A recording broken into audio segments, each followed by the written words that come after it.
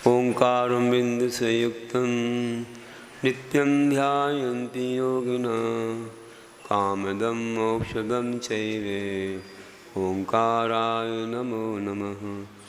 अविरलशब्दघनो गप प्रक्षालित सकलभूतलमलकलङ्का मुनिभिर्पाशिततीर्था सरस्वती हर्तनो दुरितान् अज्ञानतिमिरान्धानान् ज्ञानाञ्जनशलाकया चक्षुरुन्मीलितं येन तस्मै श्रीगुरुवे नमः। श्रीपरमगुरुवे नमः। परम्पराचार्य श्रीगुरुवे नमः। सकलकुलविध्वंसिकं शेषां परिवर्धकं धर्मसम्बन्धकं पब्बजीवनापरिबोधकारकमिदं शास्त्रं श्री तत्त्वार्थसूत्रनां ध्येयम्। अस्य मूलग्रन्थकर्तारासि सर्वगदेवास तत्परग्रन्थकर्तारासि गणदेवा प्रतिगणदेवास तेषां चनोनुसारमासादिश्रीमदाचार्यस्वामी उमा स्वामी देवैः विरचितम्।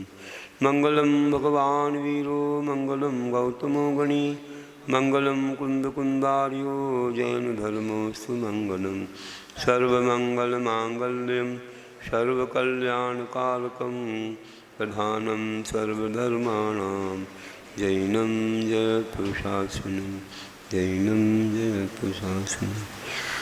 बड़िए 24 तीर्थंकर भगवान की, अहिंसा परमो धर्म की, 16 कारण महापर्व की, 10 लक्षण महापर्व की, आचार्य गुरुवर श्री विद्यासागर जी महाराज की, आचार्य यूनिवर्सिटी आजो सागर जी महाराज जी की, आचार्य संघ की।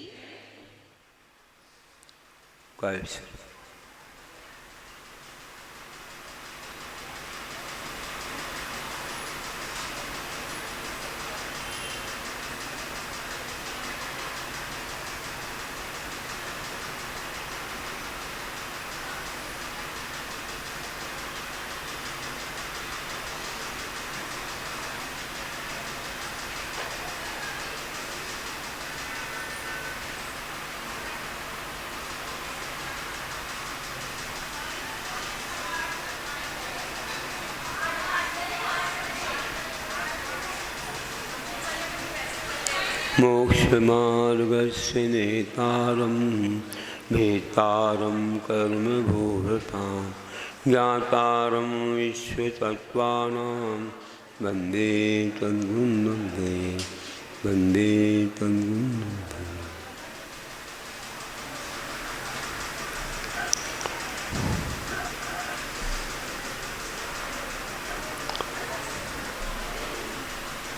आज 10 लक्षण पर्व के चतुर्थ दिन तत्पार सूत्र का चतुर्थ अध्याय मुख्यता से देवगति का वर्णन करने वाला है। देवों के भेद के संबंध में प्रथम सूत्र है देवाः चतुर्निकायाः। हाँ, देव चतुर्निकाया, 4 निकाय मतलब जाति वाले होते हैं, अर्थात भवनवासी, व्यंतर, ज्योतिष और कल्पवासी या वैमानिक। वैमानिक ज़्यादा अच्छा लगता है, तो कल्पवासी तो मात्र 8 कल्पों में रहेंगे, 2 स्वर्गों के 1 कल्प, उसके ऊपर भी रहते हैं, इसलिए कल्पवासी ना कह के, क्योंकि कल्पातीत भी देव होते हैं। इसे वैमानिक बोलो तो सब विमान में रहते हैं, उनके जो रहने के स्थान हैं वो विमान जैसे बने रहते हैं, बहुत बड़े हैं। अब 2 विमान इतने बड़े हैं कि असंख्यात 20 समुद्र के बराबर 2 विमान बताया, पूरे एक राज्य तक 2 विमान। किसने देखा होगा उनका आकार इतना बड़ा है, बिना केवल ज्ञान के कोई नहीं जान सकता। इतना बड़ा आकार है 2 विमानों का, पूरे मध्यलोक के उतने, जितना हमारा मध्यलोक है उतना पूरा, क्योंकि पूरी प्रश्नाली है तो उतनी ही है एक राज्य, उतने में फैले हुए कितने देव हैं देखो। तो इस प्रकार बताया, ये देव शब्द दिव धातु से बनता है। दिव धातु जो क्रीड़ा करने के अर्थ में आती है, जो हमेशा क्रीड़ा करते रहते हैं वे देव हैं। और हमारे जो देव हैं, नवदेव, वे क्या है? वे तो क्रीड़ा नहीं करते, तो वे देवादिदेव, देवानाम देवादिदेवा, जो देवों के द्वारा भी उपासनीय हैं, वे देवाधिदेव कहलाते हैं। एक देव शब्द आदर सूचक भी है, आदरवाचक भी है। तो जो देवगति नाम कर्म की वजह से अनेक द्वीप, समुद्र, पर्वत आदि में जाकर के क्रीड़ा करते हैं, अपने विमानों में, अपने स्थान पर भी क्रीड़ा करते हैं, सुख भोगते हैं, वे देव हैं। कहते हैं इनमें लेस्या का विभाग कैसा है? आदितस्तु पीतांत लेस्या। हाँ, आदितस्तु, आदितः से आदितस हो जाता है, क्योंकि आगे ता है, त्रा में जो ता है, तेथे वास्यम, ता और था आ जाए तो विसर्ग का सा हो जाता है, इसलिए संधि विच्छेद करेंगे तो आदितः। पहले के 3 निकायों में पीतांत रेशा, पीत है अंत में जिसके, ऐसी कृष्ण नील कापोर पर पीत, ये 4 रेशाएं होती हैं।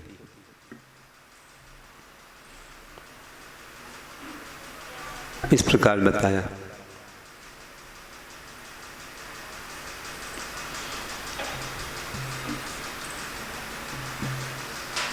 मतलब इसमें जैसे भवनवासी मंत्र ज्योतिष, इन निकाय, आगे का नहीं कहा, चारों में नहीं बताया।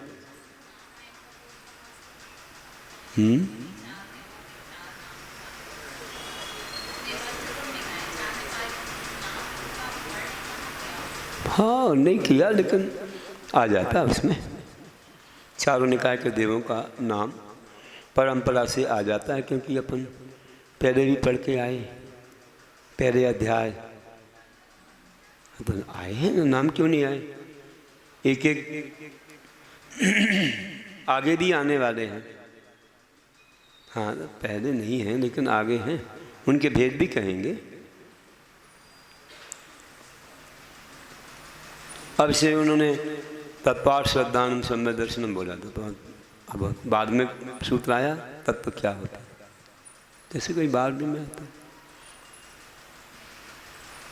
तो ऐसे ये रेशाएँ हैं, 6 रेशाओं में से 4 रेशाएँ 3 निकायों में बताई। फिर आगे कहेंगे और भी आगे रेशाएँ कौन सी होती हैं उन देवों में, तो बाद में बताएंगे, सूत्र आएगा इसमें। अब 4 निकायों के देवों के प्रभेद कहते हैं। दशाश पंच द्वादश विकल्पाः कल्पोत्पन्न पर्यंताः। कल्पोत्पन्न पर्यंत, कल्पोत्पन्न 16 स्वर्गों तक, मतलब 2-2 स्वर्गों का एक कल्प होता है, तो 16 स्वर्गों तक जो ऊपर कहे गए 4 प्रकार के देवों के क्रम से, मतलब भवनों तक भी दे देना इसमें, 10, 8, 5 और 12 वेद होते हैं। इस प्रकार बताया। फिर कौन कौन से भेद हैं आगे बता देंगे। अब 4 प्रकार के देवों के सामान्य भेद क्या है? उनमें भी सामान्य भेद, जैसे कुछ इंद्रों की अपेक्षा भेद कहते हैं, और उनमें इंद्रों के साथ रहने वाले जो देव हैं, जो कुछ कार्य करते हैं, वे कौन से नाम वाले हैं ये कह रहे हैं। इंद्र सामान्य प्रास्तिंस पारिषदात्म लक्ष्य लोकपालानी प्रकीर्ण काव्योग कृविश काश्यक्ष।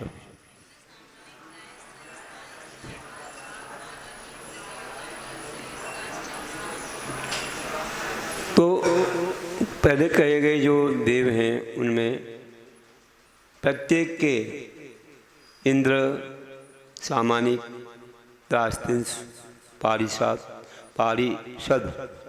आत्मरक्ष, लोकपाल, अनीक, प्रकीर्णक, अभियोग और किलबिषक, ऐसे 10-10 भेद होते हैं।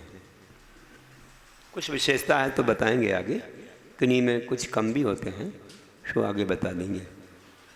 तो ऐसे इनमें भेद होते हैं, मतलब एक इंद्र के साथ इतने और भी रहते हैं, या प्रतिन्द्र के साथ। स्वर्गों के तो इंद्र ही गिनते हैं, बाकी में प्रतिन्द्र भी गिनते हैं। अब क्या कैसे होते हैं? जैसे इंद्र कहा, तो इंद्र कौन है? जो दूसरे देवों में नहीं रहने वाली अनिमा, महिमा, गरिमा, लगिमा, ईश्वर, वसुध, कामरूप इत्यादि रिद्धियों से संपन्न होते हैं, परम ऐश्वर्य को प्राप्त होते हैं।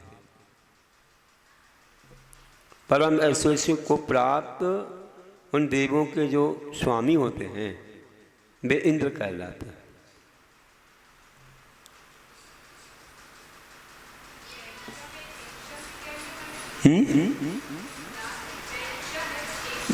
एक साथ,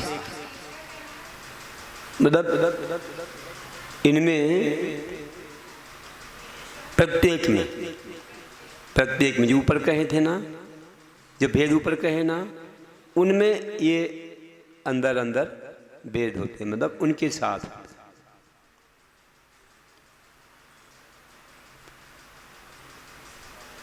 प्रत्येक में है।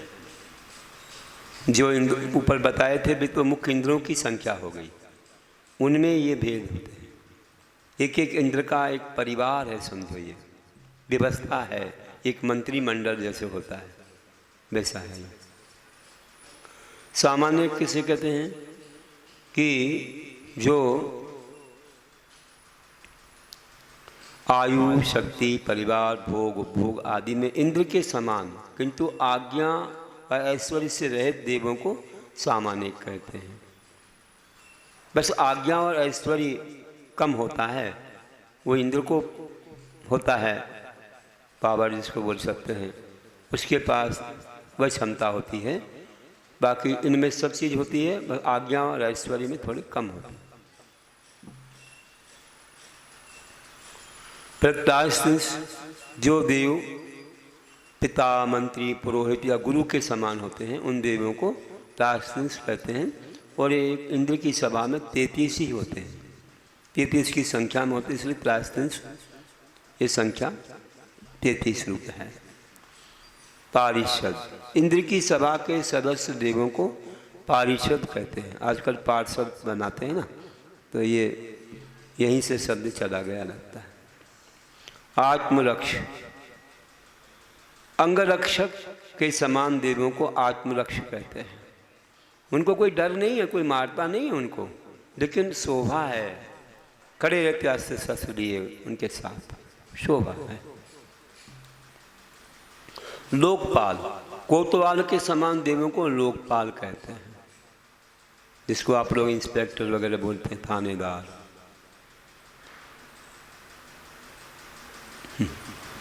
अभी कोई एक लोकपाल बनाने की चल रही थी देश में, तो ये कोई बहुत बड़ा पद थोड़ी था, बहुत बड़ा पद नहीं था।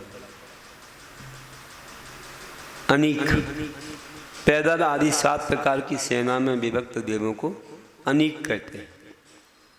सेना के जो देव हैं वे अनीक। प्रकीर्णक, नगर निवासी जनता के समान देवों को प्रकीर्णक कहते हैं। जहाँ कहीं प्रकीर्णक का फैले हुए होता है, जहाँ कहीं रहते हैं सभी देव। फिर इसके बाद अभियोग, हाथी, घोड़े आदि बनकर दासों के समान सवारी आदि के काम आने वाले या करने वाले देवों को अभियोग कहते हैं। तुम घोड़ा बन जाओ, हाथी बन जाओ, और भी कोई विमान बन जाओ आदि आदि, तो वे ऐसे देव हैं। क्या अच्छे नहीं है? क्या बोल रहा हूँ? अरे तो उनको आनंद आता उसमें, ऐसे क्या बात हो गई? ऐसी क्या बात हो गई? क्या आप लोग रथ नहीं खींचते हो क्या? कभी खींचते नहीं क्या? वैसे वे भी हैं, देव हैं, लेकिन सवारी का काम करके वो अपनी सेवा या अपना कर्तव्य मानते हैं। तो पुण्य सबका समान नहीं होता ना। अब आज हम कहते हैं कि तुम लोग हमारी बात मानो, फिर नहीं मानते हो, जनमानी की बात नहीं मानते हो, और वो 12 पद मिलेगा तो फिर कहोगे ऐसा क्यों हो गया?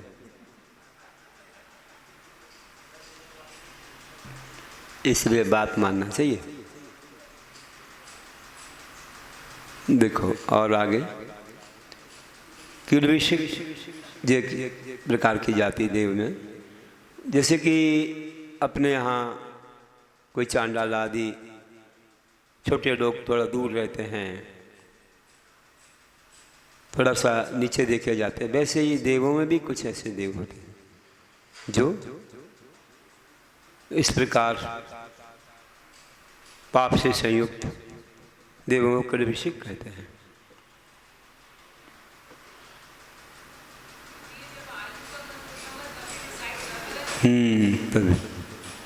तभी हो जाता है कि कितनी आयु किसको मिल रही, किसको कहाँ जाना है। इसमें एक और है, जैसे मान लो किसी को मिथ्यात्व के साथ इस प्रकार हो गया, फिर सम्यक धारण कर लिया, कुछ अच्छे व्रत ले लिए, तो फिर और ऊपर चले जाते हैं, अच्छे वाले देव हो जाते हैं। इसमें ऐसा प्रमोशन भी होता है, यहीं से होता है, वहाँ जाके नहीं होता। वहाँ कोई प्रमोशन नहीं है, वो जहाँ पहुँच गए तो जिंदगी मतलब पूरा सागरों पर्यंत जो भी उनकी जो आयु है उसी में ही रहना पड़ेगा। यहीं से प्रमोशन है, यहीं से।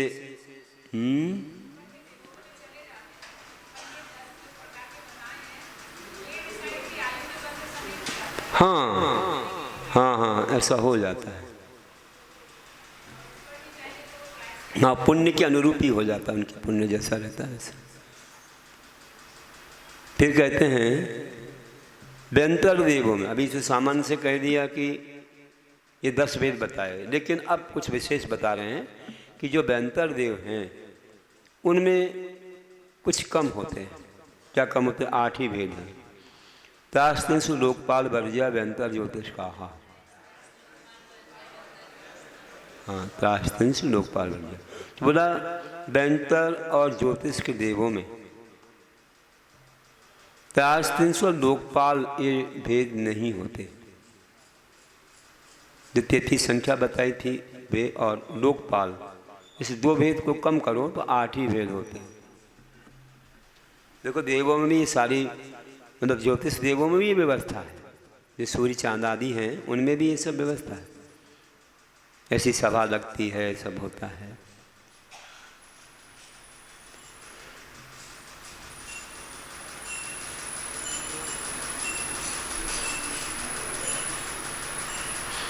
फिर आगे कहते हैं पूर्वोर द्विन्द्राहा, पूर्वों वनवासी और व्यंतरों के प्रत्येक भेद में द्विन्द्रा मतलब 2-2 इंद्र होते हैं, 2-2 इंद्र होते हैं प्रत्येक भेद में।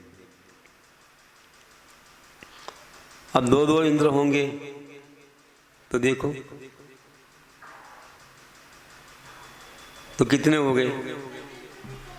जैसे 10 भेद हैं तो 20 तो हो गए इंद्र, और उतने प्रति इंद्र होते हैं तो 40 हो गए।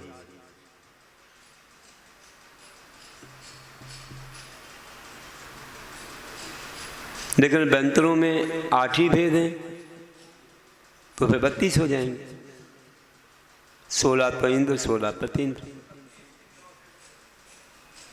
अपन बोलते भी हैं कि भवनालय 40 व्यंतर देवान होंती 32, कप्पामर 24, चंदो सूरो नरो त्रिव। सत इंद्रों की संख्या बताई है, भवनवासियों के 40, व्यंतरों के 32, कलवासियों के 24, 12 इंद्र, 12 ही प्रति इंद्र। चंद्र और सूर्य, चंद्र इंद्र है, सूर्य प्रति इंद्र है, और एक नरो मतलब नरेंद्र मनुष्यों का इंद्र, और त्रियंशों का इंद्र जो है अष्टापद है वैसे शार्दूल, फिर शेर कह देते हैं लोग। तो ऐसा बताया है सतेंद्रों की संख्या में।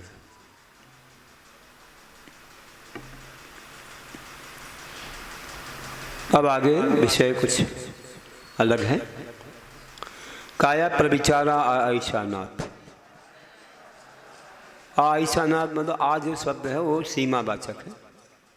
ऐसान स्वर्ग पर्यंत देव अर्थात भवनवासी व्यंतर ज्योतिष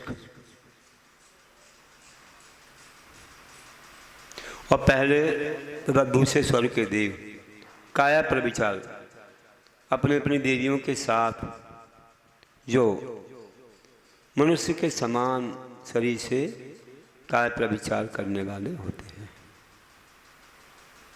इनका कोई ब्रह्मचारी नहीं होता है।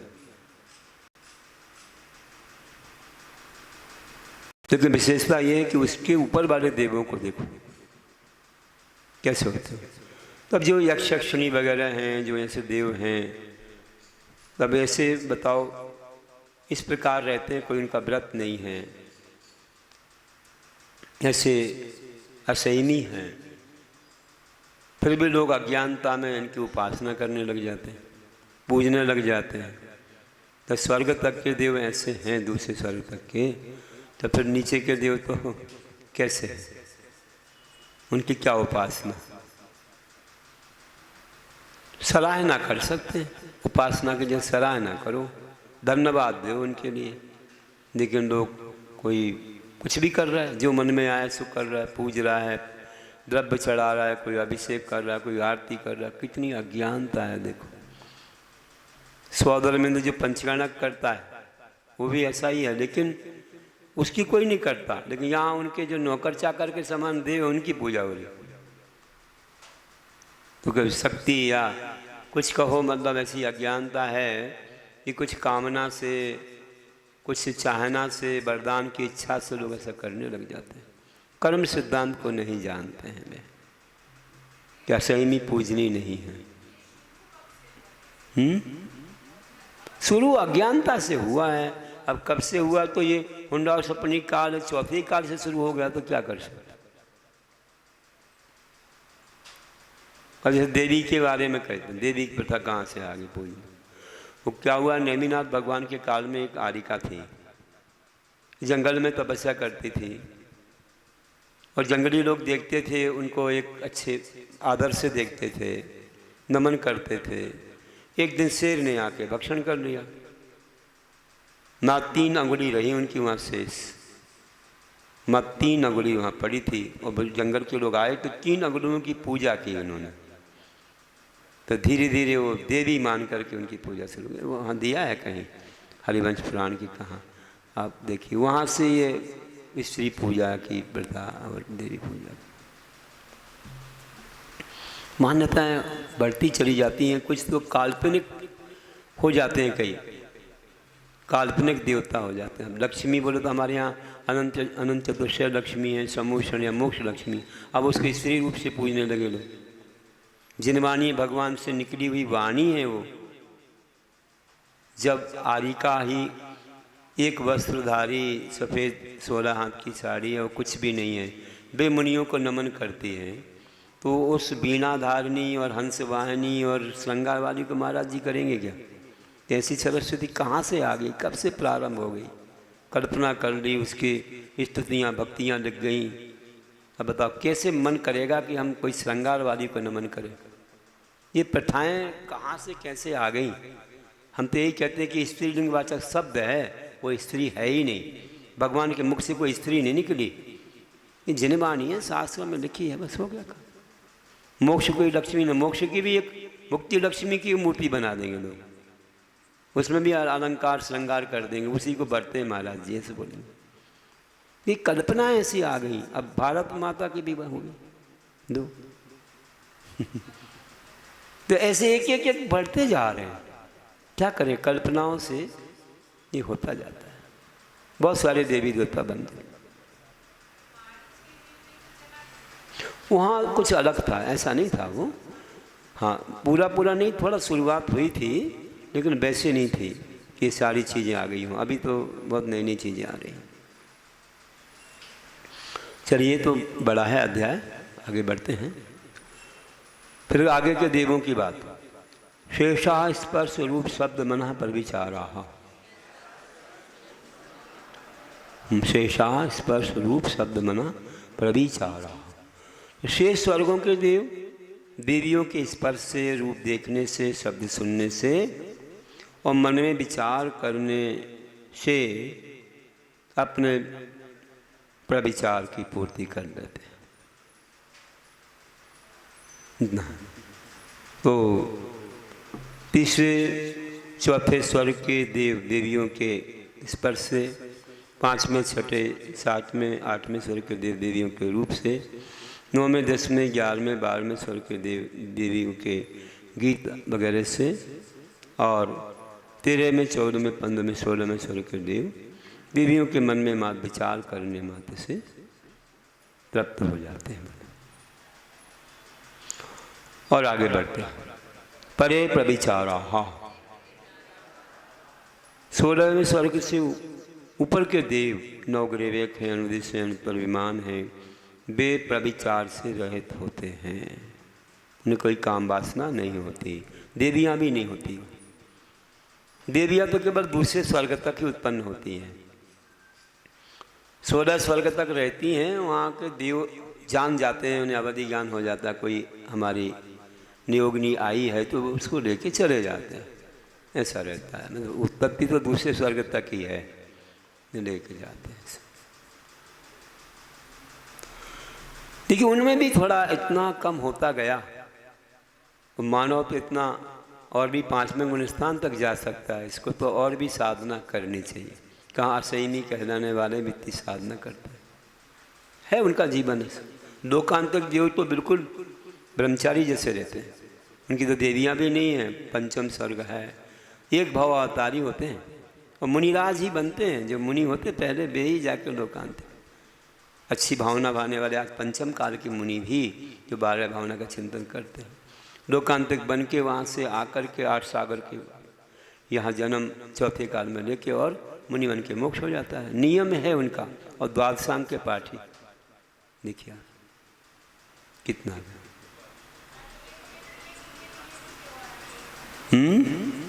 बहुत सारी रहती है, बहुत सारी रहती है।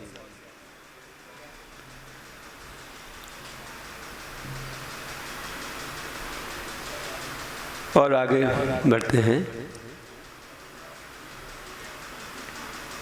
पवनवासियों के 10 भेद। पवनवास ने सूर्यनाग, विद्युत, स्वप्नाग्नि, वातस, तंदोदगी, दित्य कुमारा।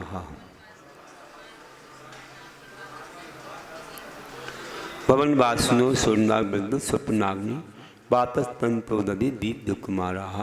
पवनवासी देवों के 10 भेद हैं। असुर कुमार, नाग कुमार, विद्युत कुमार, स्वपर्ण कुमार। ये कुमार शब्द सबके साथ लगाना है, अंत दीपक है। अग्नि कुमार, वात कुमार, अस्मित कुमार, उदधि कुमार, दीप कुमार और दिक कुमार। इनके सभी वेशभूषा, वार्तालाप कुमार की तरह, मतलब जवान की तरह होते हैं, इसलिए इन्हें कुमार कहा जाता है। कभी वृद्धावस्था तो होती नहीं है इनकी।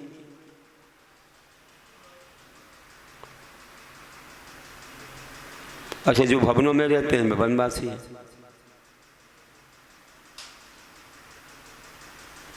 कहते हैं असुर कुमार को छोड़कर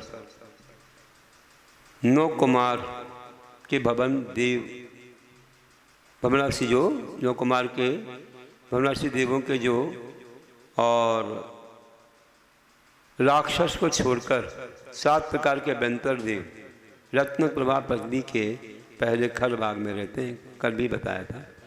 असुर कुमार और राक्षस इसी रत्न प्रभा पगड़ी के पंख भाग में रहते हैं। वहाँ उनके भवन है, निवास है, चैत्यालय भी है। वहाँ जिन प्रतिमाएँ हैं उनकी पूजा भी करते हैं। इनके सिवाय बेंतर देव और भी हैं। वे मध्यलोक में भी रहते हैं। बहुत जगह द्वीप समुद्र आदि में रहते हैं, ऐसे आकाश में भी रहते हैं। यहाँ पर भी बैठे होंगे, कई जगह बैठे होंगे नहीं, बैठे ही हैं। कहते हैं कि मध्यलोक में सुई की नोक के बराबर स्थान खाली नहीं जहाँ इन देवों का निवास ना हो। सब जगह बैठे, इसलिए निश्चय ही करते हैं, सही करते हैं। आदर्श रूप से रहते हैं। चौथे काल में दिखते भी थे, जितने पुण्यवान लोग थे उनके साथ रहते थे, बैठते थे, सब था। आज नहीं है। कल भी बताया था मैंने कि आज देखें तो ये पागल हो जाएं, उनके पीछे ही लग जाएं, भगवान को ही भूल जाएं वैसे। इसलिए क्या, हाँ, लेकिन उनको कोई बाधा नहीं होती, उनका शरीर ऐसा है ना, तो कोई बाधा नहीं। फिर भी अगर कुछ ऐसी अवज्ञा हो जाए तो थोड़ा बहुत हैरान भी कर देंगे तुमको। इसलिए जहाँ कहीं भी कुछ भी करते हैं लोग कार्य, उदाहरण के लिए बताऊं कि ये कोई थे व्यक्ति और वे एक जगह कोई देव का उसका स्थान होगा, तो वहाँ देखा नहीं और यहीं पास में लघु शंका चले गए। निश्चय ही भी नहीं की, निश्चय ही करते तो फिर भी ठीक है भाई, हट जाओ, हमको यहाँ जाना है, तो जा गए। उसके बाद जहाँ भी जाएं, थोड़े से कहीं भी बैठे या कुछ भी करें, बर्फ फट जाए उनका, पूरा बर्फ फट जाए। 12 बर्फ फट रहा था, ध्यान क्यों फट रहा है भाई, दूसरा बदल रहा, कितने बार बदलूँ मैं, क्यों फट रहा है। फिर ध्यान आया, अरे भाई कुछ गलती हो गई आज। वहाँ गए थे ना, वहाँ कोई देवता का निवास लग रहा था, कोई ऐसा लग रहा था कि कोई पेड़ वगैरह देव, तो मैंने निश्चय ही नहीं की और वहाँ पर चला गया। अब फिर वहीं गए, क्षमा मांग ली, फिर नहीं हुआ, ठीक हो गया। उदाहरण है, एक साक्षात घटना किसी की है, हम नाम नहीं भूल रहे, किसी की है, इसलिए ध्यान रखना। अब तो वे दीक्षित हो गए, दीक्षा भी हो गई उनकी, लेकिन उनके जीवन की घटना है। कभी भी हो हमको शिष्टाचार का पालन करना है। हम लोगों को तो बताया है मूलाचार वगैरह में कि कहीं भी दीर्घ शंका लघु शंका जाएं, किसी के स्थान नए स्थान पर जाएं, या नगर प्रवेश करें, या नदी में प्रवेश करें, या पर्वत पर जाएं, या कोई निषद्धी का स्थल वगैरह जहाँ पर किसी ने सरदेखना ली है, तप किया है, मंदिर हो, कोई भी हो, तो ऐसे स्थानों पर हम लोग जाते हैं तो निश्चय ही करके जाते हैं। जब भी नगर प्रारंभ हो रहा हो तो कोई नदी, पर्वत, गुफा, तो अब तुम्हारे घर में भी हम करते हैं। तुम्हारे घर में घुसते तो निश्चय ही करके जाते हैं। तुम तो मंदिर में भी निश्चय ही नहीं करते हो,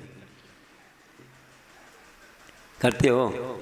सही बताना, भूल तो नहीं जाते, करना चाहिए निश्चय ही और सही का व्यवहार। ये तो कुछ नहीं है, कोई नमन तो है नहीं, ये तो एक हार्न बजाने जैसी चीज़ है।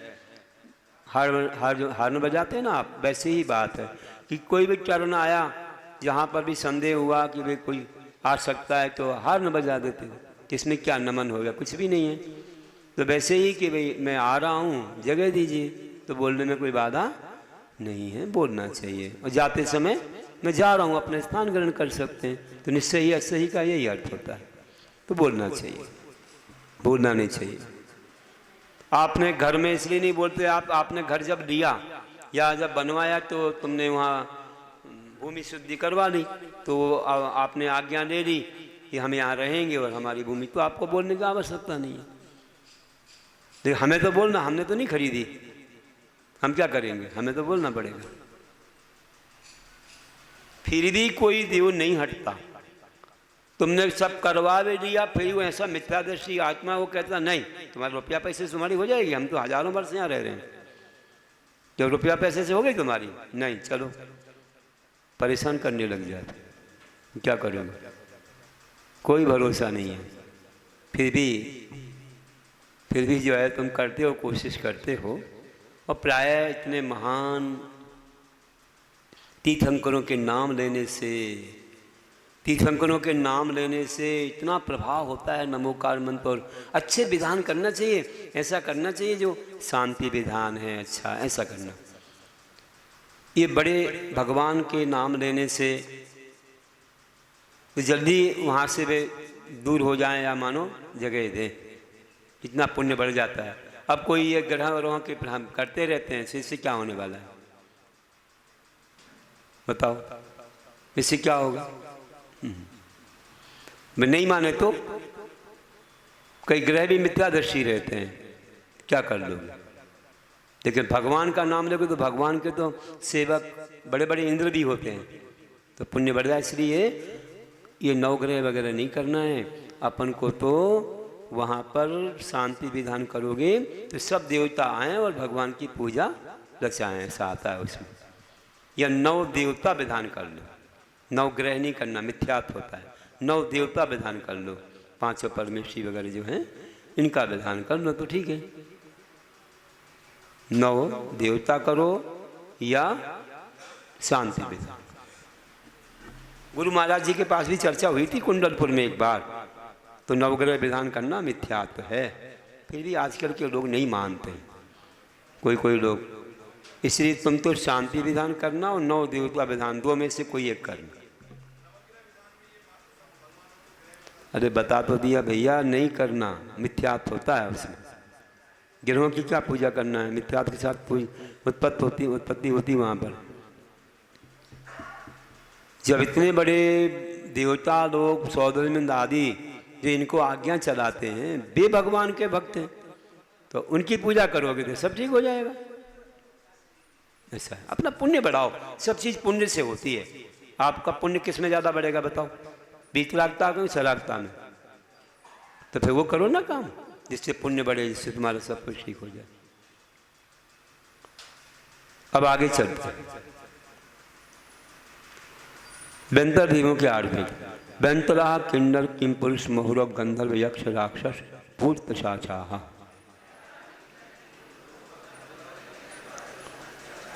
बेंतर देवों के 8 भेद हैं, किन्नर किम पुरुष मुहुरव गंधर्व यक्ष राक्षस भूत और पिशाच। ये बेंतर हैं। बेंतरों की एक परिभाषा कि यत्र तत्र विचरन्ति बेंतराः, जहाँ कहीं घूमते रहते हैं वे बेंतर हैं। और ये ऐसे नहीं है कि जैसे आजकल लोग कल्पना करते हैं कि राक्षस मतलब ऐसे उठ पटांग जिसका रूप है या डरावना रूप हो राक्षस हो गए। अरे राक्षस तो इतने सुंदर होते हैं, ये सभी पूरे सुंदर हैं। और इनमें बताया था, इनमें एक एक में इंद्र भी हैं, प्रति इंद्र भी हैं, 2 इंद्र एक एक भेद में। उनकी पूरी वर्ष बहुत सारी सभा है और सब प्रकार के देव उनमें। कैसे कैसे कल्पना करते हैं लोग, भूत भी हैं तो ऐसे थोड़ी है कि भूत जैसे कैसे हो गए।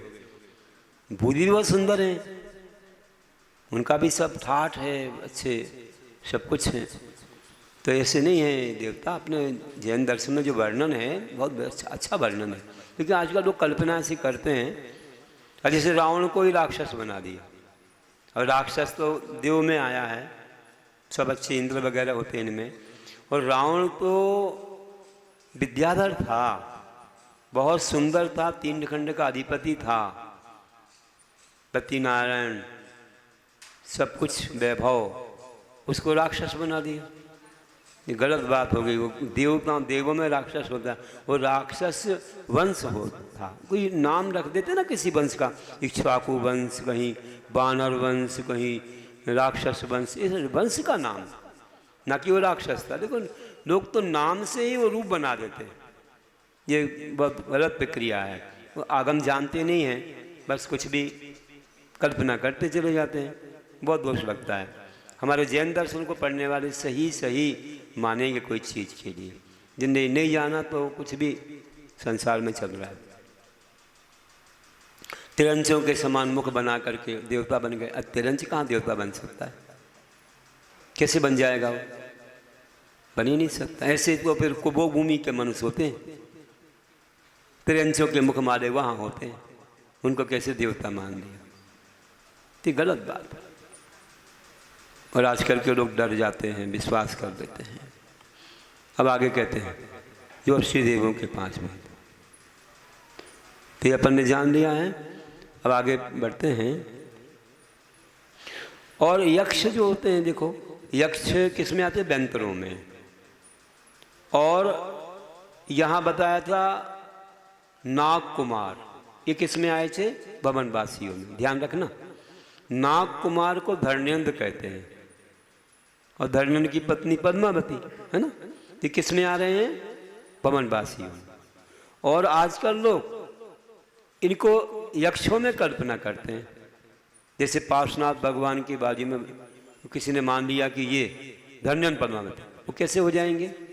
आप यक्ष बोल रहे हो तो उनको कैसे यहाँ फिट कर दिया? यक्ष तो आ रहे हैं व्यंतरों में और वे हैं भवनवासी, ये कैसे कल्पना हो गई? मैंने एक प्रश्न किया था दक्षिण में, जब सन 93 में हम लोग सुवर्ण बेलगोला चापांस कर रहे थे, हम लोग सब योग सागर महाराज, हम लोग 5 महाराज थे, तो बड़े बड़े संघ भी थे वहाँ, आचार्य वर्धमान सागर वगैरह, और आचार्य वर्धमान सागर जी और भी कुछ 100 पक्षीधारी, और वहाँ भट्टारक भी, सब स्वाध्याय में बैठते थे। एक एक दिन पढ़ने का अवसर आता था कि पढ़ के सुना, जिनको ज्ञान है जिन महाराजों को संस्कृत वगैरह का। तो एक दिन मेरा भी नंबर आया, सारे लोगों की इतनी सारी आरिकाएँ, 100 पक्षीधारी। एक दिन समय सार कलर्स को मैंने भी स्वाध्याय नंबर लगता था कोई बड़े महाराजों का, एक दिन मेरा भी लगा। एक दिन और भी चलता था समय सार कलर्स, एक दिन मूलाचार, एक टाइम मूलाचार। तो एक दिन ऐसे पढ़ा मूलाचार, तो मैंने कुछ चर्चा होती थी, तो चर्चा में विषय आया तो मैंने प्रश्न रख दिया, मैंने कहा इसका जवाब दें सब लोग। किसी को जवाब नहीं। मैंने कहा किसको यक्ष मान रहे हो और कौन है वो तो आते हैं भवनवासियों में और यक्ष तो आते हैं व्यंतर में, कैसे कल्पना करनी? सब चुप हो गए, किसी को उत्तर नहीं आया। मैंने कहा ये कल्पना है, सब ठीक नहीं है ऐसा। सौदर मिंद्र वगैरह जब भगवान की सेवा करते हैं, उनकी आज्ञा से सब करते, तो क्यों इनको इतना आदर दिया जा रहा है? उनको नहीं देते जो एक भवतारी है सची देवी, देखो जितनी सेवा करती है, लेकिन उनके जो सेवक हैं उनके लिए इतना दिया जा रहा है, उनको तो भूल गए लोग। वे स्वयं नहीं करवाएंगे, वे स्वयं बोलेंगे नहीं गलत बात है, मैं पूज्य नहीं हूँ, मैं असैमी हूँ, असैमी बंदनी नहीं है, आप पूजा भगवान की करो, नव देवता पंच परमेश्वर की करो। सही सम्यक दृष्टि से यही बोलेगा, कभी नाराज नहीं होगा। जो नाराज होगा नहीं पूजने से तो मिथ्यादृष्टि है, उससे क्या हमारा सिद्ध होने वाला है? पाप बढ़ेगा, उससे कुछ नहीं मिलता। अब जोशी देवों के भेद 40 नील सचिय मोक्ष जाती।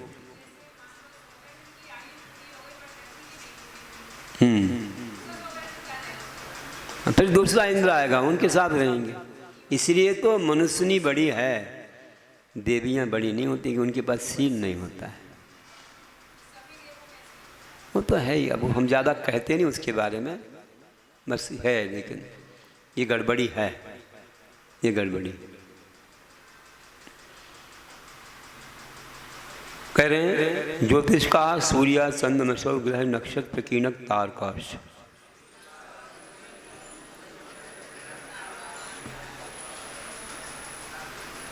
अब ये अलग अलग गतियों की अलग अलग व्यवस्था है। अब भोग भूमि में क्या होता है, देखो जोड़े वाली बात, तो उनके लिए वही चीज़ है शोभा, वो हम यहाँ नहीं लगा सकते, ये तो गलत हो जाएगा।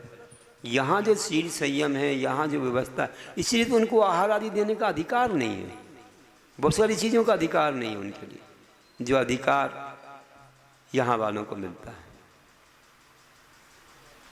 गृहस्थ की बात अलग है, लेकिन मुनियों की जो चीज़ है वो सब बहुत विशेष होती है, उसका अधिकार यहाँ वालों को होता है। सबसे पहले पालकी उठाने का कहो, और भी कई चीज़ों का कहो, तो आहार आदि देने का कहो, ये सब इनको अधिकार होता है। तो कहा है कि सूर्य चंद्रमा, चंद्रमस शब्द है वैसे, चंद्रमा, ग्रह नक्षत्र और पिकीन तारकाश, मतलब पिकीनक बिखरे हुए तारे। पिकीनक कोई भेद नहीं है, पिकीनक मतलब बिखरे हुए तारे। तो ऐसे भेद उनके 5 भेद हैं कि सूर्य है, चंद्रमा है, ग्रह है, नक्षत्र हैं और बिखरे हुए तारे, ये हैं। तो देखिए कि जोशी देव कहाँ रहते हैं, सोचो। मध्यलोक के जो धरातल है हमारा, यहाँ से 790 योजन ऊपर रहते हैं, वहाँ से प्रारंभ होते हैं, तारकाएँ प्रारंभ होती हैं, 110 योजन तक हैं। तो सब मिला के 900 योजन तक हो जाए, 1000 भी नहीं हुआ, 900 योजन तक। और 11 से 21 योजन दूर से ये प्रदक्षिणा लगाते हैं सुमेरु पर्वत की, ऐसे। इस प्रकार की व्यवस्था है। और हमारा मेरू पर्वत कितना बड़ा, 1,40,000 योजन, तो 1,000 योजन की जड़ है और 99,040 योजन ऊंचा है। 99,000, यहाँ 1,000 भी नहीं हो पाया। 790 योजन से शुरू, 110 योजन, 900 योजन तक है, इतने नीचे हैं। हमारे तीर्थंकर का अभिषेक होता है ऊपर, 99,000 योजन ऊपर होता है, सूर्य चांद से तो बहुत ऊपर। ये तो 1,000 भी नहीं हुए, इतने ऊपर भगवान का अभिषेक होता है। अब तुम सिर तो हिला रहे हो ऐसे ऐसे, बताओ कि कोई कहेगा कैसे जाएंगे, क्या सूर्य से जल नहीं जाएंगे, कैसे जाएंगे वहाँ? ये सब बेकार है जो कह दिया, घटित नहीं होता, ऐसा कहोगे। बोलो समाधान तो दो, कैसे जाते हैं ऊपर? हम देते हैं आपको समाधान। कल भी कितने समाधान दिए थे, नदी पर्वतों के बारे में पूरा बताया था कि कौन सी नदियाँ हैं, वे कहाँ गईं, क्या क्या बताया था। समुद्र का पानी के ऊपर आया, सब कुछ पर्वत और सबको अच्छा बढ़िया फिट हो गया होगा कल जो बताया था कि रत्नों के पर्वत कैसे क्या हैं, तो पूरा कल समझाया था। कल पानी बरसा तो भी पूरे लोग आ गए थे, ऐसा कुछ नहीं हुआ, बढ़िया से सब अच्छा पाठ भी हुआ, अच्छा ये भी हुआ। कल तो बहुत देर 5 बज गया था ऐसे करते। तो इतना विषय आज भी बहुत महत्वपूर्ण विषय है, आपको बता दूं, आप अविश्वास मत करना, उतने ऊपर ही होता है। और कैसे होता है हम आपको बता दें। ऐसे अगर आप जाएंगे तो आपको ऑक्सीजन नहीं मिलती, लोगों को ऑक्सीजन नहीं मिलती, सिलेंडर बांध के जाना पड़ेगा। तो सब सिलेंडर बांध के जाते होंगे क्या? और देवों का अपना अलग है, जो ऑक्सीजन आपको चाहिए पड़ती, जो वायु जो गैस, वो उनके लिए वैसी नहीं है, उनका कुछ अलग है सिस्टम है। तो प्लांट वायु, लेकिन उनकी कुछ अलग है चीज़, थोड़ा डिफरेंट रहता है। श्वास तो नारकी भी लेते हैं।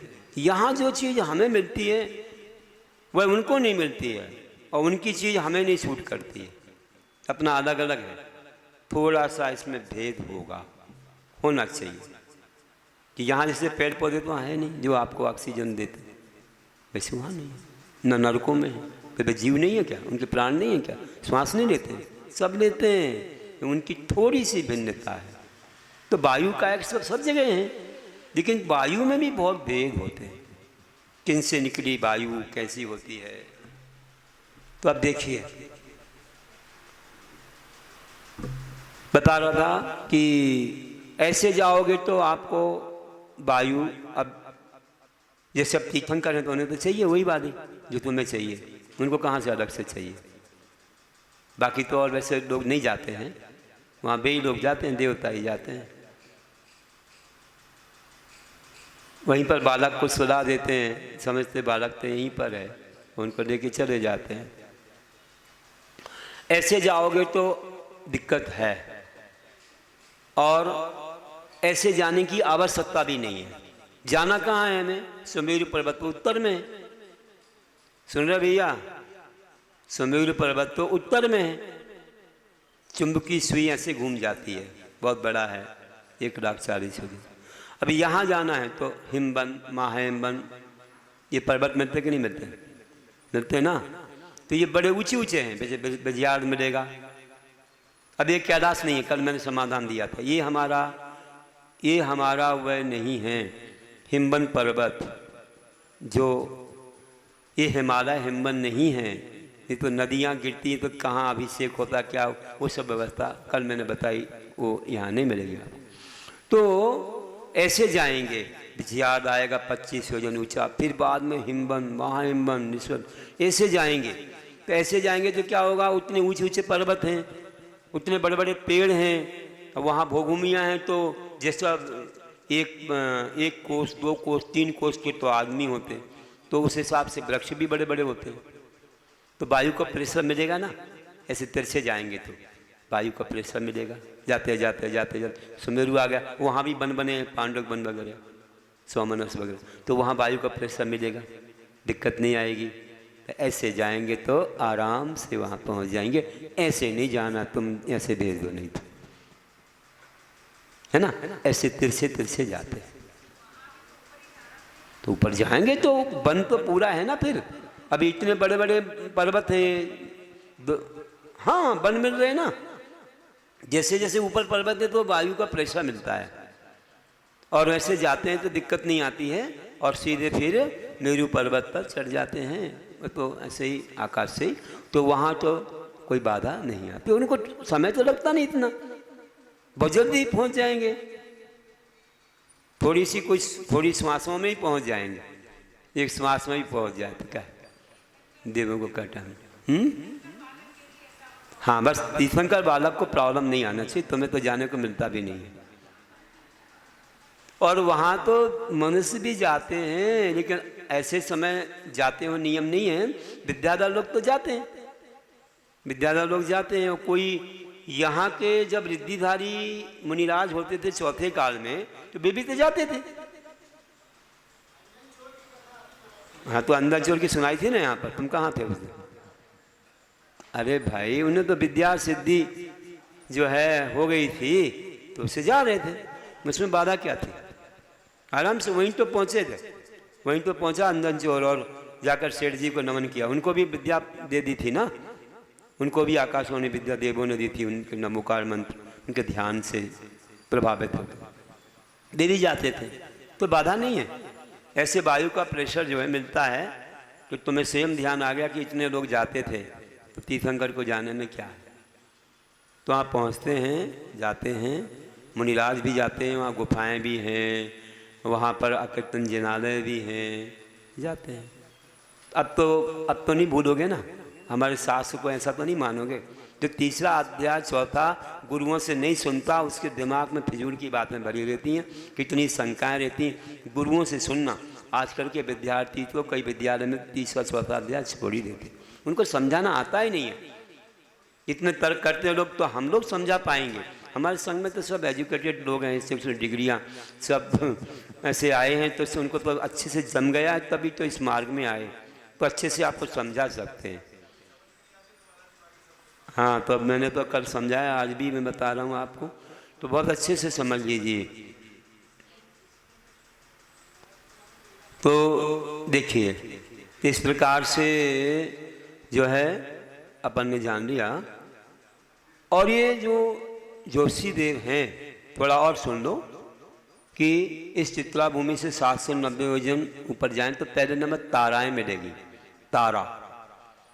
और आजकल के कई लोग मानते तारा सबसे ऊपर है, नहीं, तारा सबसे पहले है। एक बार मैंने देखा था, ऐसे नहीं देखा वहाँ, लेकिन एक बार जब इस मार्ग में आने के पहले चंद्रमा शाम को दिख रहा था, बिल्कुल गोल, जहाँ पर उसी पर एक तारा दिख रहा था, पहली बार देखा। उसके ऊपर, बिल्कुल उसके ऊपर एक तारा दिख रहा था। हमने कहा अगर तारा ऊपर होता तो चंद्रमा पहले दिखना, तारा छुप जाता, तो तारा उसके आगे दिख रहा है। और 1-2 दिन में तो फोटो ही आ गया, कहीं पेपर कहाँ पर आ गया कि ऐसा दिखा, कैसे उसका एंगल बना, कैसे, तो समझ में आता कि पहले तारा, तो तारा पहले, ये आगम में वर्णन है, तो तारकाएँ हैं पहले, फिर ऊपर जाएंगे तो 800 योजन ऊपर कितने हैं, कौन से हैं, तो बोले सूर्य के विमान हैं। पहले तारा के विमान हैं, ये सब विमान हैं, और फिर सूर्य के विमान। एक सूर्य नहीं है, असंख्यात हैं।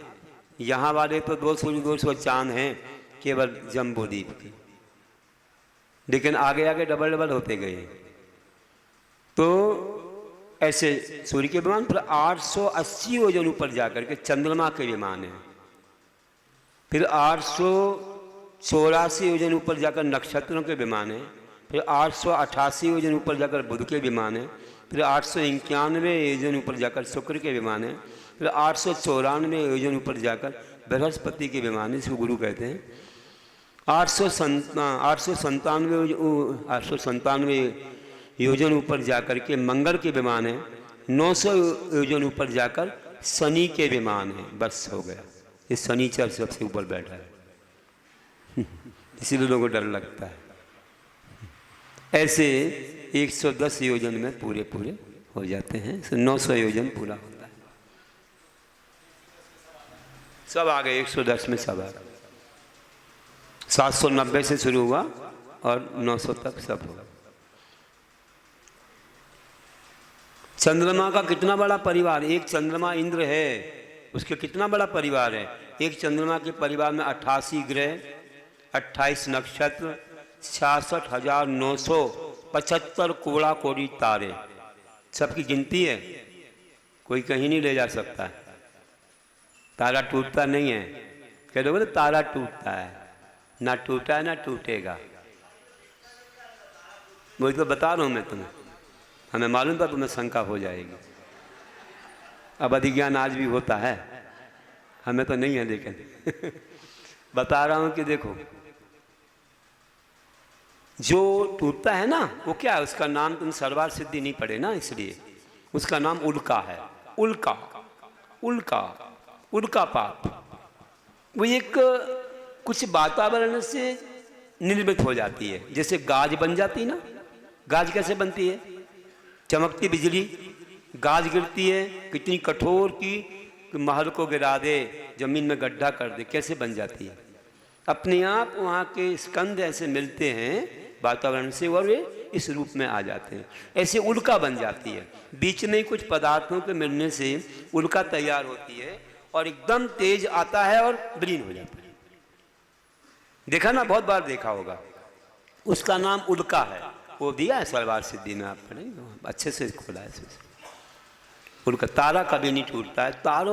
तारा आप देखो, एक एरोप्लेन जिसमें 500 लोग बैठ जाएं, यहाँ से थोड़ी दूर जाए तो कौआ के समान, कौआ से भी छोटी दिखेगी, है नहीं, 2-4 किलोमीटर ऊपर, उससे छोटी दिखेगी, दिखेगी भी नहीं। अब इतने दूर 790 योजन ऊपर हैं और दिख रहे हैं, तो कितने बड़े होंगे आप सोचो। कम से कम एक प्रदेश या देश के बराबर होंगे, इतने बड़े, तब तो इतनी दूर से यहाँ दिख रहे हैं। वो सारा ठाठ है, उसमें सब लोग रहते हैं, उसमें बहुत सारे देव रहते हैं। एक देश में कितने लोग रहते हैं, ऐसे भवन सब कुछ बने हैं, वहाँ महल बने हैं। वो टूट जाए तो क्या होगा तुम्हारा, स्काई रैप तो गिर रहा था, तो प्राणों की पड़ गई एक बार क्या 82-83 का समय था क्या, 80-82 क्या तब बता दिया ना मैंने, लगभग तो बता दिया। फिर आप पढ़िए तो लोग शास्त्र, लोग पंडित और भी सब है। तो अभी आपने अनुमान तो जान ही लिया ना कि एक प्रदेश के बराबर, कम से कम एक देश प्रदेश के बराबर, उसमें छोटे बड़े अनेक हैं, है ना, छोटे बड़े अनेक प्रकार के हैं। इतने सारे तारे हैं। और मैंने एक चीज़ देखी है, अब एक कहाँ तक क्या, आप लोग कभी गर्मी में ऊपर रहे होंगे तो आपने देखा होगा।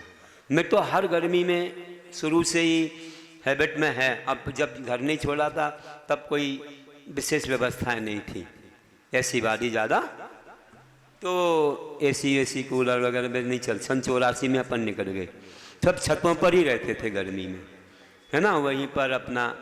तो उस समय भी देखा और अभी मैं देखता हूँ हर वर्ष, और हम आपको बता सकते हैं गर्मी में एक बार नहीं अनेक बार प्रतिदिन तारे यहाँ से वहाँ जाते दिखाएंगे, प्रतिदिन यहाँ से वहाँ जा रहा, वहाँ से वहाँ जा रहा।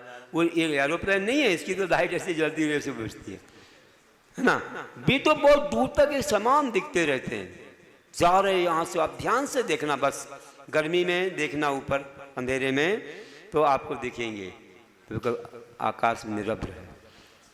तो मुझे लगता है क्या है ये, तो ऐसा मालूम पड़ता है कि एक दूसरे से समाचार देते हैं, मिलते हैं, जुलते हैं, जाते हैं, जो दिखते हैं, उनके विमान जा रहे हैं। ये देखा, ध्यान से देख लेना, बस एक गर्मी में देखना ऊपर, तुमको दिखने लग जाएंगे, अंधेरा हुआ दिखने लगे तो बहुत देर के बाद, कभी कभी भी ऐसे नहीं रोज दिखे, कभी कभी वो बहुत बड़ा भी जाता हुआ दिखता है। तो मैंने देखा कि देखो ऐसे हैं ये सब व्यवस्थाएं। और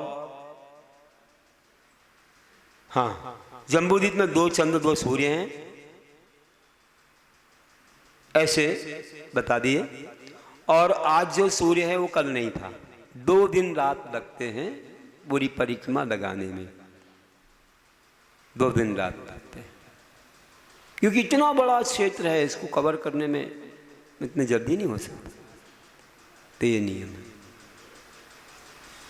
अब विज्ञान भी धीरे धीरे कोशिश कर रहा है। उनको एक दिन दिख गए, कभी 2 सूर्य एक साथ दिख गए, कैसे दिख गए नहीं मालूम थे, नहीं मालूम है कि कैसे क्या हुआ। फोटो उन्होंने ले लिया और प्रचार किया कि देखो हमने 2 सूर्य देख ली। देखो वो एक जगह ऐसे दिख नहीं सकते। इन्होंने जो फोटो लिया वो कुछ और है, कोई रिफ्लेक्शन है, क्या है, क्योंकि ये तो बिल्कुल अपोजिट रहते हैं। एक यहाँ है तो एक अभी ऐरावत में होगा, तो ऐसे ये चलते रहते हैं।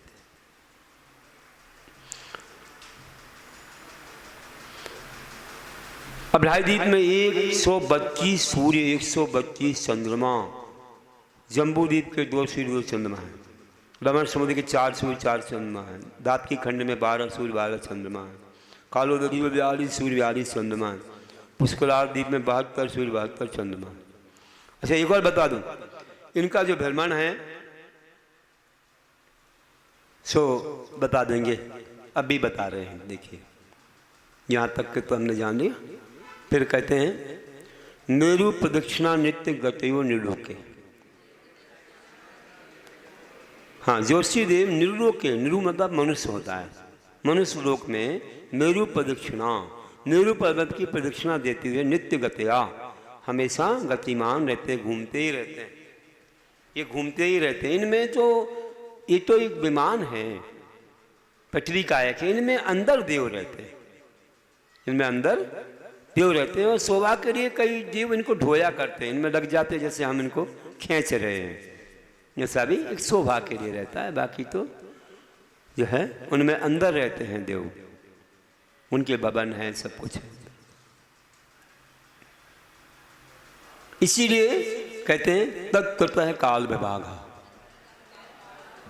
हाँ, काल विभाग, काल का जो विभाग है कैसे होता है, दिन रात, पक्ष, महीना, है ना, ऋतु, 2 महीने की ऋतु, 6 महीने का अयन, 1 वर्ष का, वर्ष तो जानते ही हैं 12 महीने का, 5 वर्ष का युग, आदि आदि। ऐसे ये जो होते हैं विभाग, ये इनके गमन से ही होते हैं।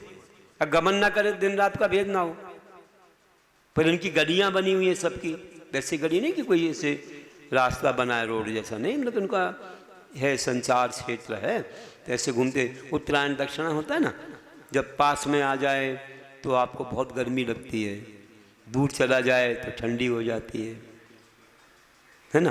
तो ये सब इनकी बनी हुई है, ऐसे ऐसे भ्रमण करते। एक दूसरे पर आ जाएं तो क्या होता है, कभी जो आप लोग बोलते हो ना, क्या होता है, ग्रहण होता है, तो ग्रहण वगैरह पड़ता है, तो इससे कुछ कुछ और संकेत होते हैं, कुछ प्रभाव भी पड़ते हैं उसके। तो इनसे ही ये काल का विभाग होता है। और आगे कहते हैं कि व्यवहार काल इनसे चलता है। बहिरवस्थिता, मनुष्य लोक के बाहर, द्वीप के बाहर ये अवस्थित है। देखो यहाँ मेरु पर्वत है, उसमें जिनालय बने हैं, तो जिनालयों की परिक्रमा हो जाती है ना। और यहाँ रहने वाले जो मनुष्य हैं उनके संयम पालन में सहयोगी बन जाते हैं, उनके कर्तव्य और विश्राम में सहयोगी बन जाते हैं। इसके बाहर तो मेरु पर्वत नहीं है, तो किसकी प्रदक्षिणा करेंगे। तो जैसे हैं वैसे ही रहते हैं, अवस्थित रहते हैं एक ही जगह, वहाँ पर गमन नहीं करते हैं। तो वे तो अवस्थित हैं विमान, लेकिन देवता तो गमन करते होंगे। वे तो वहाँ से आ गए, समूह में आ गए, जोशी देव भी आते हैं समूह में, सूर्य चांद को लेकर नहीं आते हैं, वे तो वही हैं, उनमें से वे आ जाते हैं, देव आ जाते हैं निकल करके, ये तो उनके विमान हैं। यहाँ भी बैठे होंगे, तुम चिंता क्यों करते हो, यहाँ भी आए हैं, तो आते हैं समूह वगैरह में बैठते हैं। तो ऐसे करके ये बाहर अवस्थित है, वहाँ पर गमन नहीं होता है इनका। हाँ, ऐसा ही रहता है, ऐसा ही वहाँ पर। और वैसे ही जीव रहते हैं, ऐसे इसी प्रकार के जीव रहते हैं जहाँ पर उनके लिए सुविधा जैसी रहती है वैसे। अब वहाँ विकरेंद्री तो है नहीं जैसे वहाँ, बाकी तो फिर हैं भी, और स्वयंभू रमन द्वीप समुद्र में भी सूर्य वगैरह हैं। तो बस उसी प्रकार के वातावरण में उनका जीवन है, जैसे जीव है उनको गर्मी में ठंडी में, वैसा ही जीवन है उनका। और कहते हैं वैमानिका, वैमानिक भी देव हैं। वैमानिक कैसे कहते हैं? जो विशिष्ट मान स्वाभिमान को धारण करते हैं वे वैमानिक हैं, अथवा जो विमानों में रहते हैं वे वैमानिक। तो वैसे तो अब ये भी विमान हैं ज्योतिष, लेकिन अब इनसे ये भिन्न है, ये स्वर्ग आदि में रहने वाले देव हैं। तो ऐसे विशिष्ट पुण्यशाली देवों को वैमानिक देव कहते हैं। ये किस तरह से रहते हैं, कहाँ रहते हैं? कल्पोपन्नाः कल्पातीताश्च। ये कल्पोपन्न और कल्पातीत के भेद से दो प्रकार के हैं। कल्प में उत्पन्न और कल्पों से ऊपर उत्पन्न, ऐसे दो। कल्प मैंने अभी कहा था, दो दो स्वर्गों की एक कल्प संज्ञा है, नाम है। स्वधर्मी शांत कान का शुक्र महाशुक्र शतार सहस्रार आदि आदि ऐसे करके 16 स्वर्ग तक लगाओ। आनंद तरद आनंद, ऐसे 16 स्वर्ग तक दो दो की जोड़ी है। ये कल्प हो गए। और उसके ऊपर ग्रेवेक हैं, तो 9 ग्रेवेक के 3-3 की जोड़ी है, 3-3-3। फिर 9 अनुदिश हैं, तो ऐसे ही ये केस में है। और 5 अनुत्तर विमान है फिर ऊपर, बीच में सर्वार सिद्धि, 4 आगे। ऐसे ये देवों के निवास। अब आगे कह रहे हैं ऊपर ही ऊपर 16 स्वर्गों के 8 युगल, 9 ग्रेवेक, 9 अनुदिश, 5 अनुत्तर विमान, ये सब क्रम से विमान ऊपर ऊपर ऊपर एक के ऊपर एक हैं ऐसे। अब वैमानिक देवों के रहने के स्थान जो हैं उनके बारे में वर्णन है।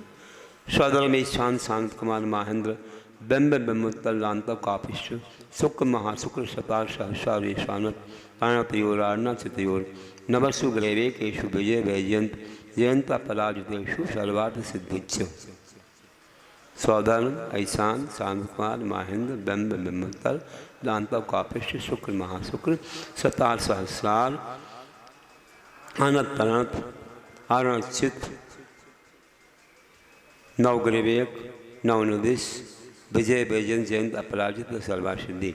इन जगहों पर ये देव रहा करते हैं, वैमानिक देव हैं। ऐसे 5 अनुत्तर तक सब व्यवस्था है।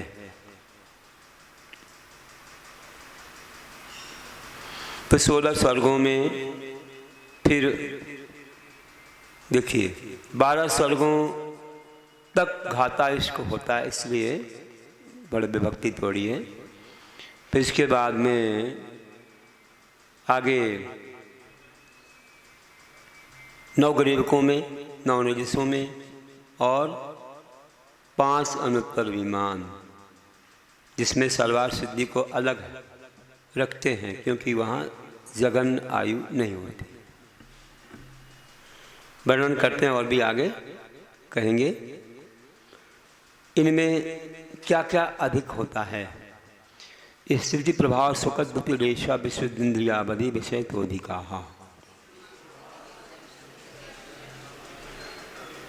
हाँ, स्थिति मतलब आयु, आयु प्रभाव सुख, द्वितीय मतलब कांति, रेशा की विशुद्धि और इंद्रिय विषय तथा अवधि ज्ञान का विषय सब ऊपर के देव विमानों में अधिक अधिक होता है, ये बताया।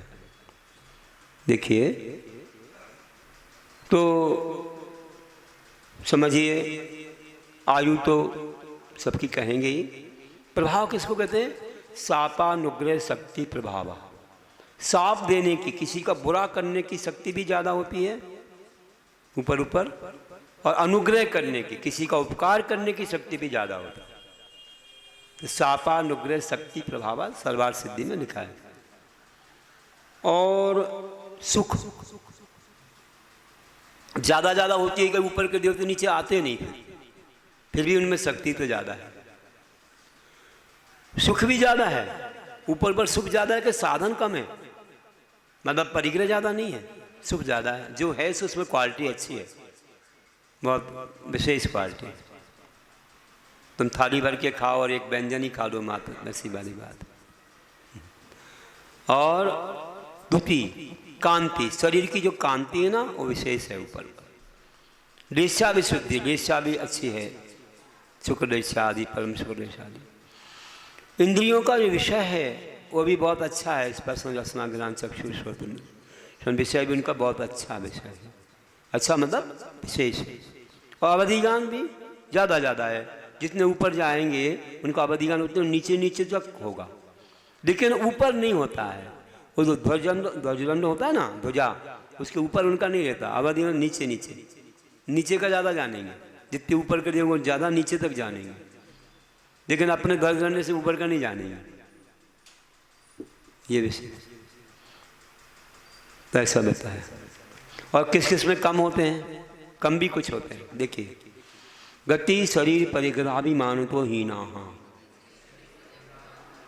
गति शरीर परिग्रह और अभिमान की अपेक्षा ऊपर पर के देव हीन, कम होते हैं।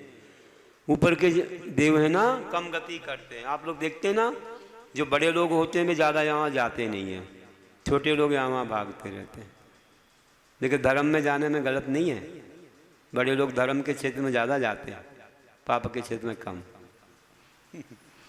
16 स्वर तक के देव ही आते हैं नीचे, उससे ऊपर के देव नीचे यहाँ पर नहीं आते हैं। कोई पंचगणक में भी नहीं आते, वहीं से दिखता है। नहीं जाते, नहीं जाते, नीचे ही।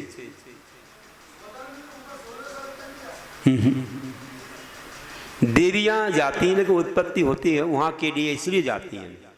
ऊपर के नीचे आकर ले जाते हैं उनको 16 साल तक बस जाएंगे, तो पर उनका सुख उनको मिलेगा ना।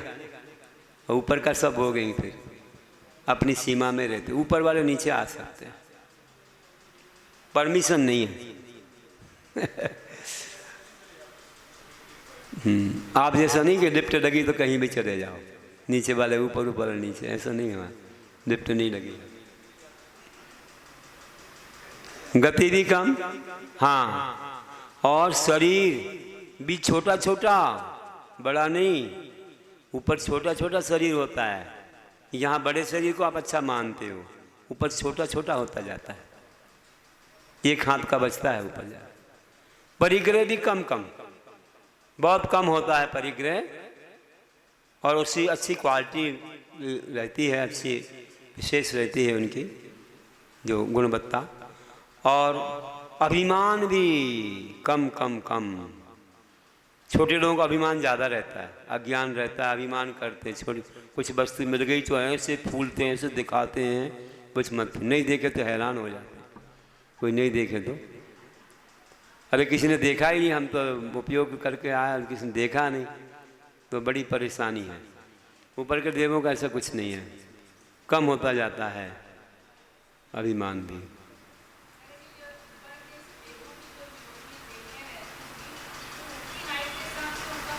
हाँ, बिल्कुल सही है। और विक्रिया है उनका, तो कभी छोटा बड़ा रूप भी बना सकते, लेकिन वैसे उनका शरीर कम होता जाता है।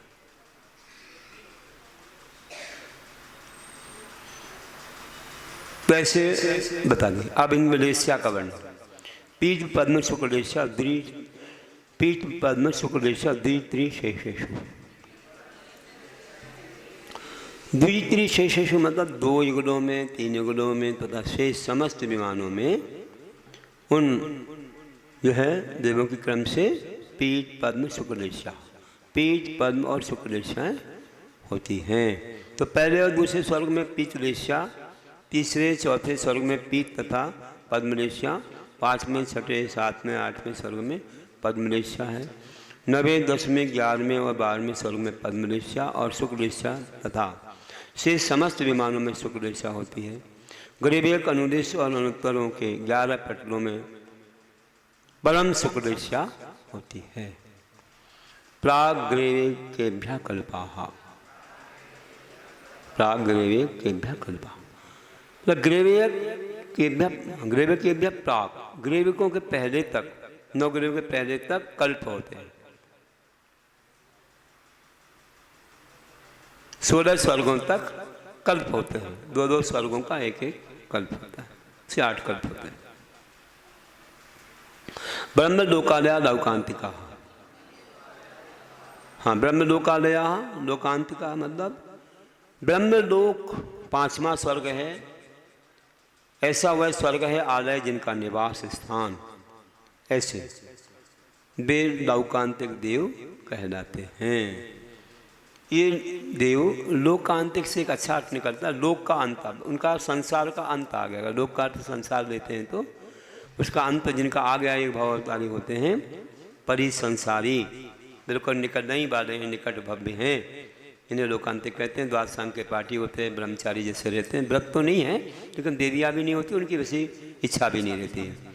और तीर्थंकरों के तब कल्याणक, दीक्षा कल्याणक के पहले आते हैं, सराहना करते हैं आप धन्य हैं, महान हैं, बहुत अच्छा आपने चिंतन किया, आदि आदि ऐसे होते हैं। धवल वर्ष में होते हैं, कहते हैं ब्रह्म ऋषि कहलाते हैं, देव ऋषि कहलाते हैं, और पूर्व जन्म में संयम को धारण करके वहाँ जाते हैं। और उस स्वर्ग में ये बिल्कुल अंत में ऐसे अच्छे ऊपर स्थानों में रहते हैं। दिशाएं दिशाओं में उनके बीच बीच में उनके विमान हैं, बीच में नहीं रहते हैं ये। तो जैसे आजकल के मिनिस्टर लोग बड़ा अलग ही रहते हैं, दूर ऊपर थोड़े से विशेष स्थान में, ऐसे ही वे लोग दूर रहते हैं। ऐसे आज लोग सिटी छोड़ के बाहर जा रहे हैं, है ना भैया, कॉलोनियों में जा जरा बड़ा स्थान मिल जाता है हाथी घोड़ा रखने को ना, क्या बोले, सबके घर में साधन ज़्यादा हो गए तो वहाँ काम नहीं चलता। क्या बोले, हाँ नहीं उनको जाने में बाधा नहीं, को वहाँ जाते नहीं, इनका एक ही बार जाना होता है केवल। वे भगवान के दीक्षा करना, भाई वहीं रहते हैं, द्वादशांग के पाठी अपने वहीं मस्त रहते हैं। बहुत बड़ा स्थान है वहाँ भी, बाकी यहाँ नहीं जाते। वहाँ तो दूसरे देव, चारों निकाय के देव जाते हैं, इसमें लोकांतिक का वर्णन नहीं आता, इनका नहीं आता। इनका एक ही वर्ष कारण से यहाँ आते हैं, बाकी नहीं। चलिए जल्दी से कर लेते हैं, लोग बोल रहे हैं देखो समय हो रहा है महाराज, अब एक शंकाएँ करने लग जाते हैं। इनको देखो मत तो नहीं करेंगे, देखा और किया। देखो इनके भेद, इनके नाम, सारस्वतादित्य गण, सारस्वतादित्य गण गलत स्थाव्या बाधा विश्वास, हाँ सारस्वतादित्य वन्य गरुड़ स्थाव्या बाधा विश्वास से सारस्वत आदित्य वन्नी अरुण गर्भतोय दुष्वर अव्यावाद तथा अरिश्व, ऐसे इनके नाम हैं। तो देखिए बहुत अच्छे महान अच्छे नाम है। और इनमें कहते हैं कि जैसे यहाँ बताया कि 8 दिशाएं हो गई, अपनी 4 दिशाएं, 4 दिशाएं, एक एक इनके बीच में 2-2 विमान और भी हैं जिनके नाम यहाँ नहीं है, सरवार सिद्धि में है। ऐसे और भी बड़ा विशेष कथन है इनका, बहुत अच्छे होते हैं। ऐसे महान द्वादशांग का ज्ञान है हमेशा तक तो चर्चा में। जैसे सरवार सिद्धि के देव रहते हैं, एक भवतारी, उनको तो 33 सागर रूपम में रहना है, इनको तो 8 ही सागर रूपम में आ जाना है। बहुत अच्छा अवसर है, तुम लोग सोच लो। आज भी पंचम काल में लोकांतिक बनते हैं। आचार्य कुंद कुंद ने कहा है, क्या कहते हैं कुंद कुंद देव कि भरे दुष्म काले धम्मध्यानम हो से लोयंती देवतन तत्शिवा निबुदम जंती, कि आज भी भरत क्षेत्र के पंचम काल में धर्म ध्यान होता है। इसको धारण करने वाले ऐसे मुनिराज लोकांतिक देव होकर के वहाँ से च्युत होकर के क्षय करके नीचे आके चौथे काल में मुनि बन के मोक्ष चले जाते हैं। आपको बनना है, चलना है, जल्दी छोड़ो घर। अर्थ ये नहीं कि विवाह के पहले ही छोड़े तो विवाह के बाद भी आप छोड़ो और अच्छी भावना रखो तो आप भी लोकांतिक बन सकते हो। तो इसलिए पुरुषार्थ करो मुनि बनने से अवसर। अब कहते हैं विजयादिषु द्विचरमा, विजय वैजयंत जयंत अपराजित अनिर्दिष्ट विमानों में अहमेंद्र द्विचरम 2 भाव अवतारी होते हैं, 2 भाव हैं उनके। कोई बोलते 2 बार मनुष्य बनते हैं ऐसे। सर्वार्थ सिद्धि के जो एक ही भाव अवतारी हैं। एक भाव अवतारी कौन कौन होते हैं? देखो सर्वार्थ सिद्धि के देव हो गए और जो मुख्य स्वादरमंद आदि इंद्र, स्वादरमंद आदि इंद्र हैं, जो ये मुख्य इंद्र हैं, दक्षिणेंद्र हैं, हो सकता है ये ईशानेंद्र हो उनके ऊपर, और लोकपाल और स्वादरमंद की इंद्राणी जो शची है वह भी एक भाव में मोक्ष जाएगी मनुष्य बन के, और लोकांतक देव, ये सभी एक भाव में मोक्ष जाने वाले हैं। चलिए और आगे कहते हैं औपादिक मनुष्यभ्य शेषास्त्र योनिया।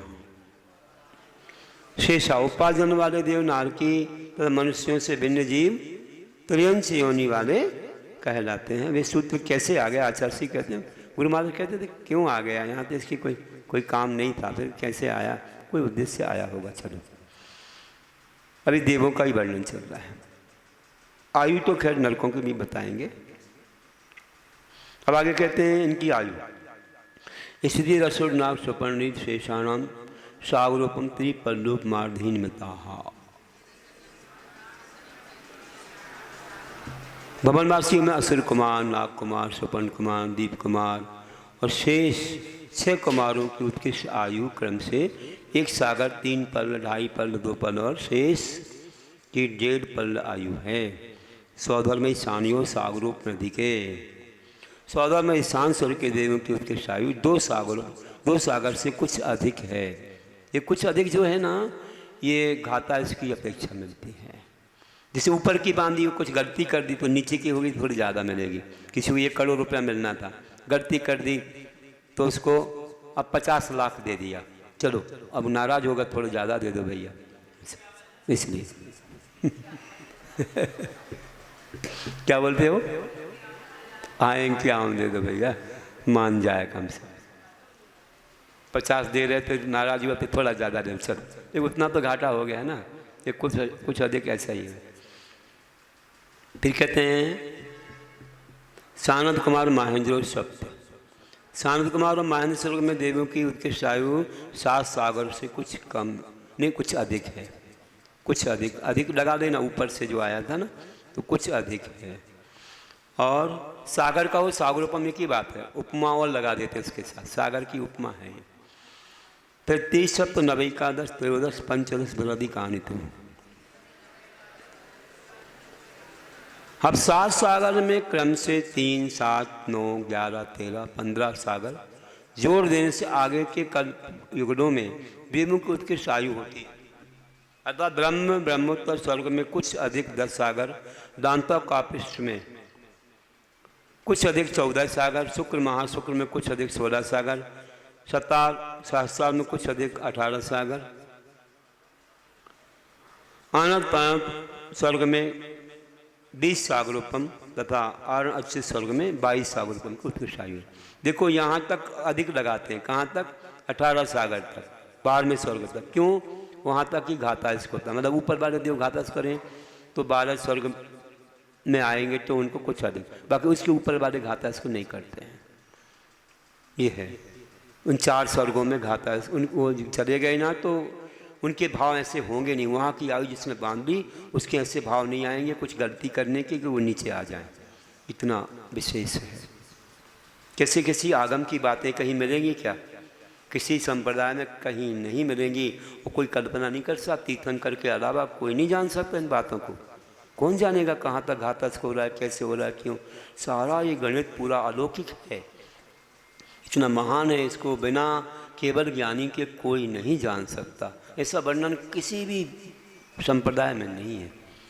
देखिए क्या हमारा पुण्य है, आज भी ये द्वादशांग का इतना महान अवसर हमें मिला है। सुनने मात्र से कितना फल मिल रहा है उपवास का फल। फिर कहते हैं 9 ग्रीवेक अनुदिश और अनत्र में उत्कृष्ट आयु। आर्णा चता दूध में कई नवसु ग्रीवेकेशु विजयादुषु सर्वार्थ सिद्धोच्य। हाँ, आर्णा चतात आर्ण और अक्षय स्वर्ग से ऊर्ध्वम ऊपर 900 ग्रीवेकेशु 9 ग्रीवकों में विजयादिशु विजय आदि 4 विमानों में तथा 9 अनुदिशों में और सर्वार सिद्ध विमान में एक एक सागर बढ़ती हुई आयु है। अर्थात पहले ग्रीवक में 23 सागर, दूसरे में 24 आदि, ऐसे अनुदिशों में 32 और अनुत्तरों में 33 सागरोपम की आयु है। सर्वार सिद्धि में उत्कृष्ट आयु है, जगन्य आयु नहीं होती है। बाकी नीचे कुछ जगन्य भी होती है। पूर्व की जो उत्कृष्ट है वही आगे की जगन्य है। अपरा पल्लोपम अधिकम, सोदर और ईशान स्वर्ग में जगन्य आयु एक पल्ल से कुछ अधिक है। जगन्य आयु बता रहे हैं। परता पूर्वानंतरा, और लोक में पूर्वा पहले पटल की आयु उत्कृष्ट आयु परता आगे पटलों में अनंतरा मतलब जगन्य आयु कहलाती है। जैसे सौदर में ईशान स्वर्ग में जो उत्कृष्ट आयु 2 सागर की है वह शांतपाल महेंद्र में जगन्य आयु हो गई। इसी प्रकार आगे जान देना। सर्वार सिद्धि में जगन्य नहीं होती। नारका नाम से द्वितीय आदि नरकों में नारकियों की जगन्य आयु भी देवों के समान है। पहली पृथ्वी में नरक, जितनी उत्कृष्ट आयु है उतनी दूसरे नरक की मतलब पृथ्वी की जगन्य आयु, इसी तरह समझ लेना। और देखिए पहले पृथ्वी में जगन्य आयु कितनी है, तो कहते हैं 10 वर्ष सहस्राणी प्रतिमायाम। ये पहली पृथ्वी की जो है वो दूसरी पृथ्वी की जगन हो जाएगी। लेकिन पहली पृथ्वी में जगन कितनी है, तो बोला 10,000 वर्ष की है।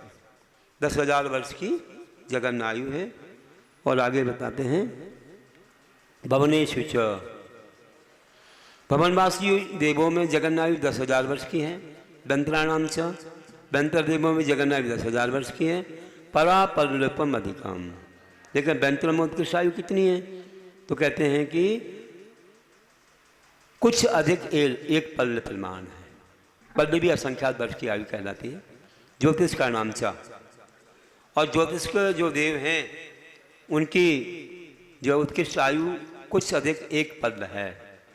तदस्य भागो परा, लेकिन जो ज्योतिष के हैं ना उनमें जगन्य आयु कितनी है, तो एक पल्ल के 8वें भाग प्रमाण है।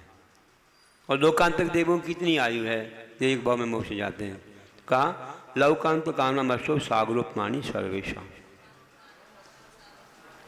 हाँ, समस्त जितने भी लोकांतिक देव हैं उनकी जगन्य और उत्कृष्ट आयु है ना, उसमें कम ज़्यादा नहीं है, एक समान सबकी, सब समान है। हेमेंद्र के समान 8 सागोल्पम प्रमाण होती है।